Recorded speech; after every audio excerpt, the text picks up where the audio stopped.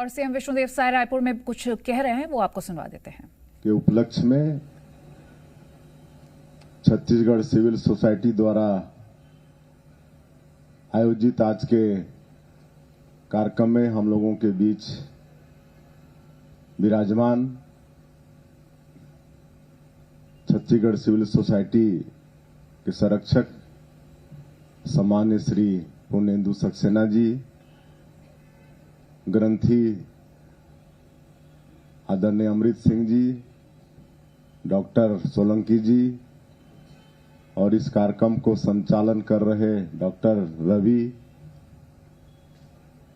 और आज हमारा सौभाग्य है कि हमारे इस अस्थायी निवास पहुना में बड़े बड़े लोगों का यहां पर पदार्पण हुआ है।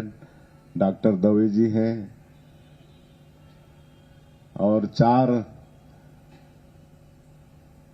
हमारे छत्तीसगढ़ के बच्चे, एक भाई और एक बेटा और 3 बेटियां, जिन्होंने अदम साहस का परिचय दिया है। और इस कार्यक्रम में उपस्थित छत्तीसगढ़ सिविल सोसाइटी के सभी पदाधिकारीगण, सदस्यगण, कार्यकर्ता भाई और बहनों,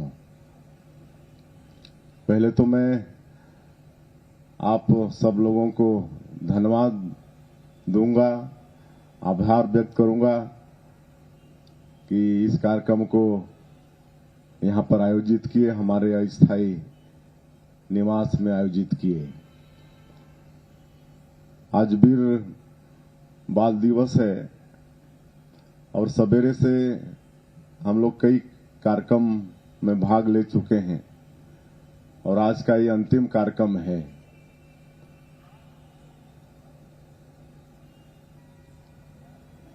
देश की आजादी में और हिंदुत्व के लिए, धर्म के लिए कितने लोग अपनी कुर्बानी दिए,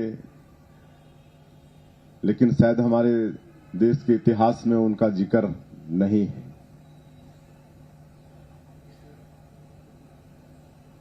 और वीर बाल दिवस जिस उपलक्ष्य में पिछले साल से मना रहे हैं, उसके विषय में ग्रंथी अमृत सिंह जी विस्तार से बताएं कैसे 4 साहबजादे अजीत सिंह जी, जुझार सिंह जी, बाबा जोरावर सिंह, बाबा फतेह सिंह, अब इनकी कुर्बानी हिंदुत्व के लिए। जोरावर सिंह जी मात्र 9 साल के थे, फतेह सिंह जी मात्र 6 साल के थे। इस उम्र के बच्चों को खेलने कूदने के अलावा और कुछ नहीं आना चाहिए, लेकिन धर्म के लिए इतना बड़ा उनका बलिदान, मुगलों ने कैसे उनको प्रलोभन दिया, डराया, धमकाया, लेकिन वो दीवार में चुनना पसंद कर लिए, लेकिन अपना धर्म छोड़ना कबूल नहीं किए।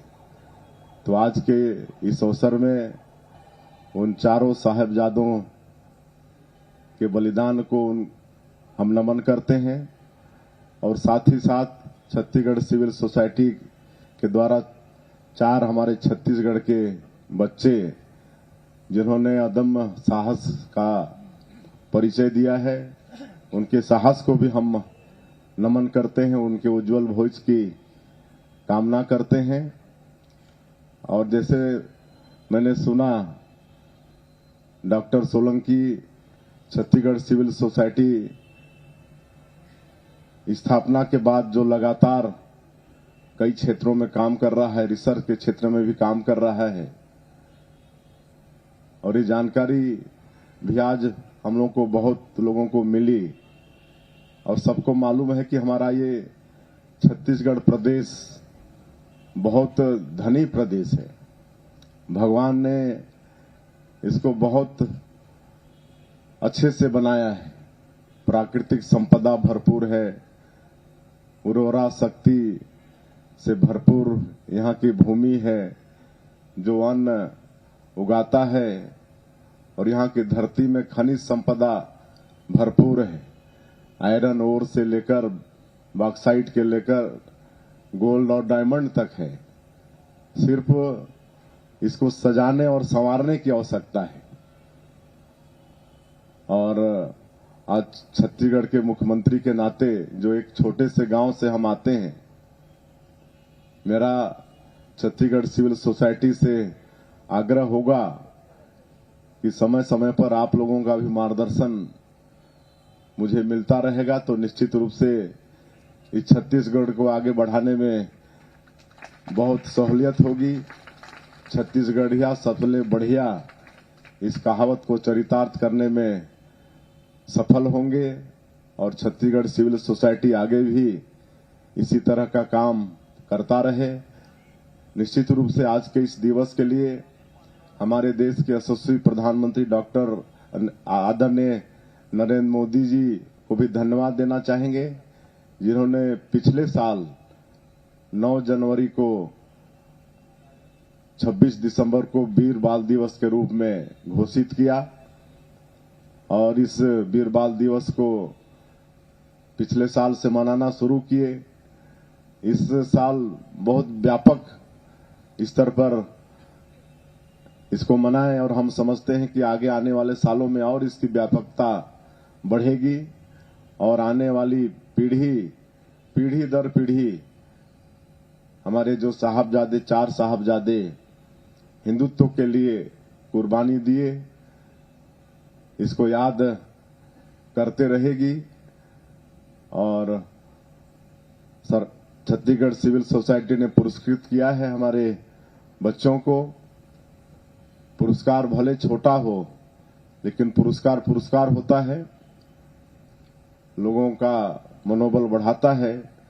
तो मैं भी छत्तीसगढ़ सरकार के तरफ से आज की इस अवसर में चारों बच्चों ने जिन्होंने अदम्य साहस का परिचय दिया है, उनको 50-50 हजार रुपये पुरस्कार के रूप में देने की घोषणा करता हूं।